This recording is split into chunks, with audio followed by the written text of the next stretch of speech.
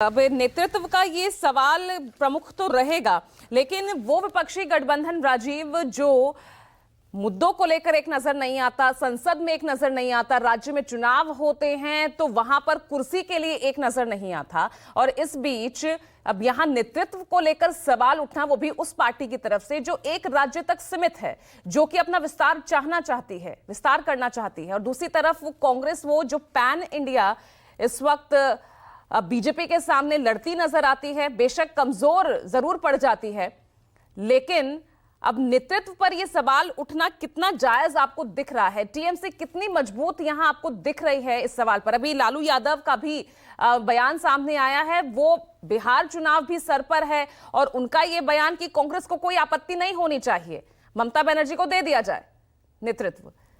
तो ऐसे में ये जो तकरार और अब नेतृत्व पर हमें दिख रही है इस वक्त कितनी मुफीद साबित हो रही है, और कांग्रेस यहां कहां नजर आ रही है?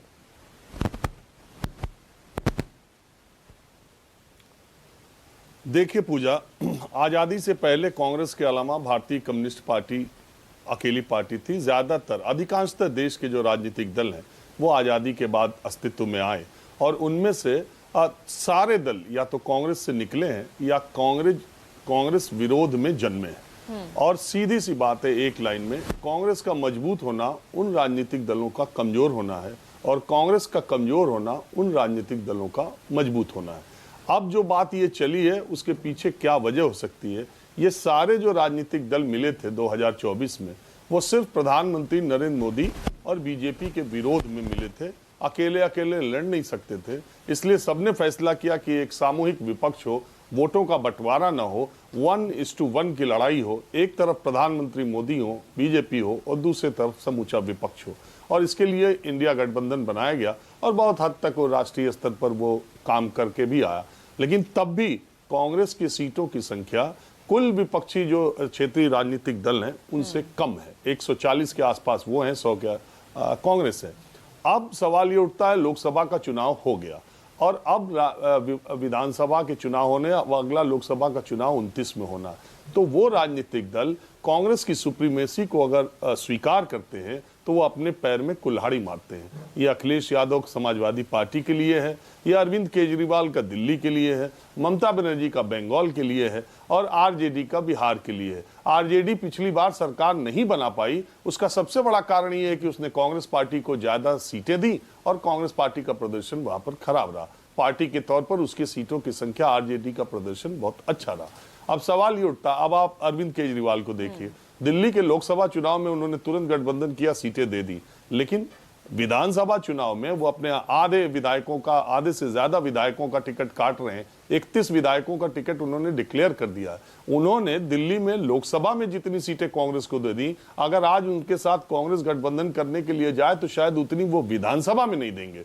तो बात क्लियर है, क्योंकि वो वोटों का बंटवारा कांग्रेस की तरफ अगर हुआ तो अरविंद केजरीवाल दिल्ली में कमजोर होंगे। ये एकदम सीधी सी बात है। तो इसमें कहीं कोई वो नहीं है। वो इंडिया गठबंधन, कई बार इंडिया गठबंधन जब बना था तब भी, और उस समय के भी तमाम बड़े उसके क्षेत्रीय राजनीतिक दलों के नेताओं ने कहा था ये सिर्फ लोकसभा चुनाव के लिए। अरविंद केजरीवाल की पार्टी बार बार कहती थी ये सिर्फ लोकसभा चुनाव के लिए।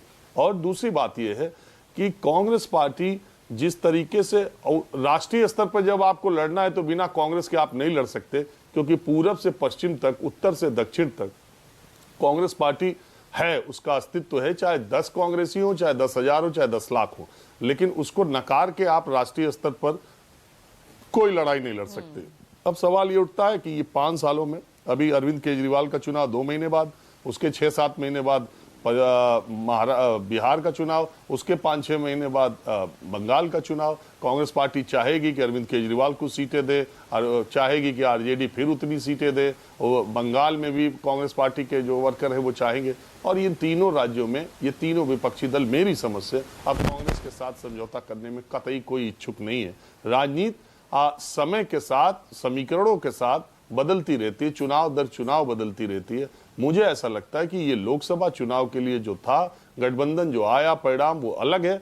अब विधानसभा चुनाव के हिसाब से ये सारे क्षेत्रीय राजनीतिक दल अपनी प्राथमिकता तय करेंगे और अपने अपने राज्यों में वो बड़े भाई की भूमिका में रहना चाहते हैं या अकेले भाई की भूमिका में रहना चाहते हैं। कुल मिला जुला के बात यह है। और दूसरी बात यह भी कि बहुत सारे मुद्दे कांग्रेस पार्टी और राहुल गांधी ऐसे उठाते हैं जो ये जो क्षेत्रीय राजनीतिक दल है उसमें बहुत कंफर्टेबल नहीं रहते। तो ये भी एक है और इनके मुद्दे और कांग्रेस के मुद्दे भी कई बार अलग अलग होते हैं। मुझे ऐसा लगता है, देखिए राहुल गांधी संभल की घटना पर जाने के लिए निकले और उन्होंने गाजीपुर बॉर्डर में रुक के जो कुछ भी हुआ तुरंत रामगोपाल यादव ने उस पर बयान दिया, क्योंकि वो कतई नहीं चाहते कि उत्तर प्रदेश में कांग्रेस पार्टी कहीं से सिर उठा सके। हालांकि उन्होंने 2 बार, एक बार लोकसभा एक बार विधानसभा में गठबंधन करके देख लिया है। इस बार का तो नतीजा अच्छा था, लेकिन वो राष्ट्रीय स्तर का चुनाव था। अब क्षेत्रीय राजनीतिक दल मुझे इसकी सिर्फ एक यही वजह लगती है, कांग्रेस के कमजोर होने से ही ये मजबूत हुए हैं। कांग्रेस को ये मजबूत करके अपने कमजोर होना नहीं चाहेंगे, ये सीधा सा गणित है।